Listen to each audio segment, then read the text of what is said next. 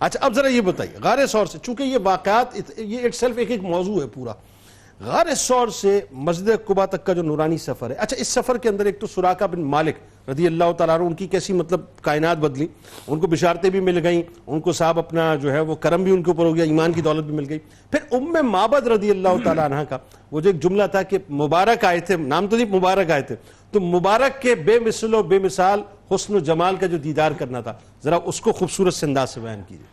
بسم اللہ الرحمن الرحیم۔ میں ابتدا سے ظاہر بڑے غور سے سن رہا تھا، اور ماشاءاللہ آپ اگر ایک طائرانہ جائزہ لیں پورے سفر کا، ہجرت سے لے کر اور مدینہ المنورہ تک کا، تو آپ دیکھیں کہ صرف اور صرف آپ کو ایک چیز محسوس ہوتی ہے، وہ ہے عشق۔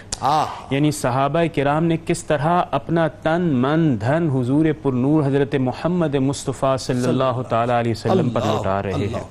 اب یہ جو سلسلہ ہے غار ثور سے لے کر مسجد قباء اور مسجد نبوی تک کا، یہ بھی داستانوں سے، محبتوں سے، عشق سے یہ بھرا ہوا ہے، جس کا ذکر آپ کر رہے ہیں حضرت سراقہ بن مالک۔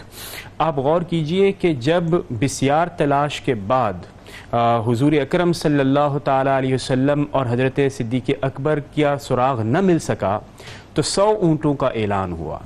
سراقہ بن مالک ابتدائی طور پر چونکہ آپ نے اسلام 8ویں ہجری میں قبول فرمایا، تو 100 اونٹ سب کو اٹریکٹ کرتے ہیں، ان کو بھی اٹریکٹ کیے، لیکن اس تلاش کے اندر سراقہ بن مالک کی قسمت تبدیل ہونے والی تھی، اب وہ ہمیشہ تاریخ میں امر ہونے والے تھے۔ سراقہ بن مالک نے کسی مسافر رضی اللہ تعالی عنہ نے کسی مسافر کی اطلاع کے اوپر آپ کا پیچھا کیا، اور صدیق اکبر رضی اللہ تعالی عنہ اور حضور اکرم صلی اللہ تعالی علیہ وسلم سفر فرما رہے ہیں کہ اچانک خاموشی کے ساتھ سراقہ بن مالک پیچھے پہنچ جاتے ہیں۔ ٹھیک ہے، ابھی ایمان نہیں لائے، ابھی ایمان نہیں لائے، آپ کو چیز کرنے اور تلاش کرنے وہ جو اعلان ہوا آئے۔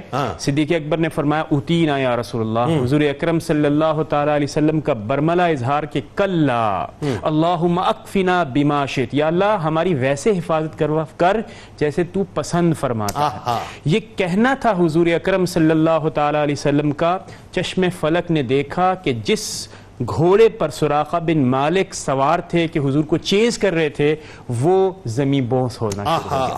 اس کی دہشت، یہ تو خیر ہم واقعہ بیان کر رہے ہیں، جب یہ صورتحال کسی کے اوپر آتی ہے اور پاس دور دور تک کوئی بندہ نہیں ہوتا، تو دہشت کا ایک عالم ہوتا ہے۔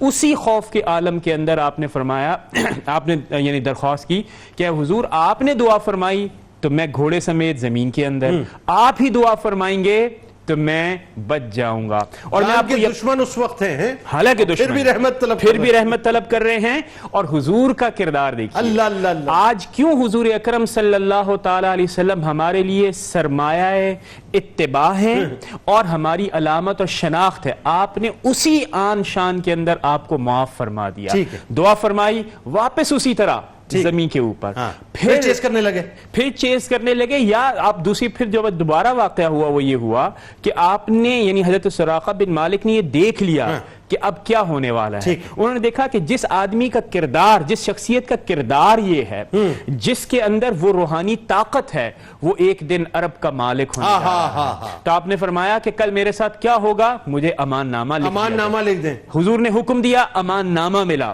پھر آپ غور کیجئے، حضور نے ایک پیشن گوئی بھی فرمائی۔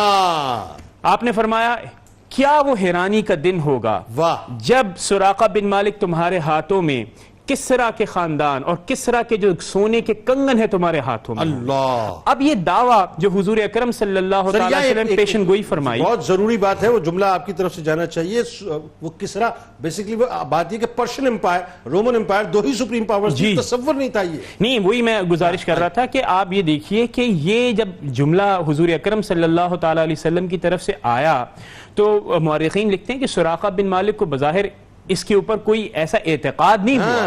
اس نے کہا یہ کیسے ممکن ہے، میں ایک عربی، ایک بدو، میرے ہاتھوں میں کیا؟ لیکن پھر تاریخ اس بات پر گواہ ہے کہ جب مسلمانوں نے کسرا فتح کیا تو آپ کو خصوصی طور پہ بلوایا گیا اور وہ کنگن پہنائے گئے حضرت عمر فاروق رضی اللہ تعالیٰ عنہ کے دو۔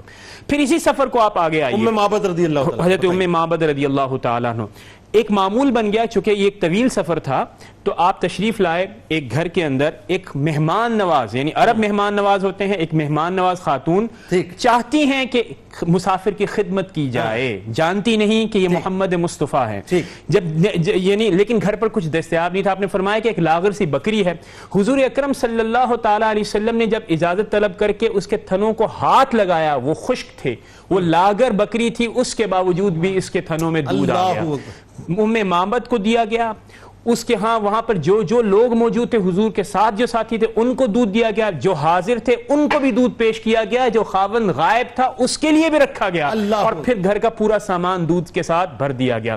جب واپس ان کے شوہر تشریف لائے یعنی ابو معبد، تو جب پوچھا کہ کیا، تو حضور اکرم صلی اللہ تعالی علیہ وسلم کا سراپا بیان کر کے فرمایا کہ وہ کیا کردار، وہ ذرا سا بیان کر دیجئے، وہ ذرا سا یہ ہے، مختصر مجھے بریک پہ جانا ہے. میں یہ چاہتا یعنی کون آئے تھے، سوال کیا، نام تو نہیں پتا، مبارک تھے. اور وہ مبارک کیسے تھے؟ جن کا چہرہ روشن تھا. جب آپ یعنی آپ نے فرمایا کہ خاموش باوقار خاموشی تھی، اگر گفتگو فرمائیں وہ گفتگو نہایت مفید ہوتی تھی، نہ ایک لفظ ادھر نہ ایک لفظ ادھر.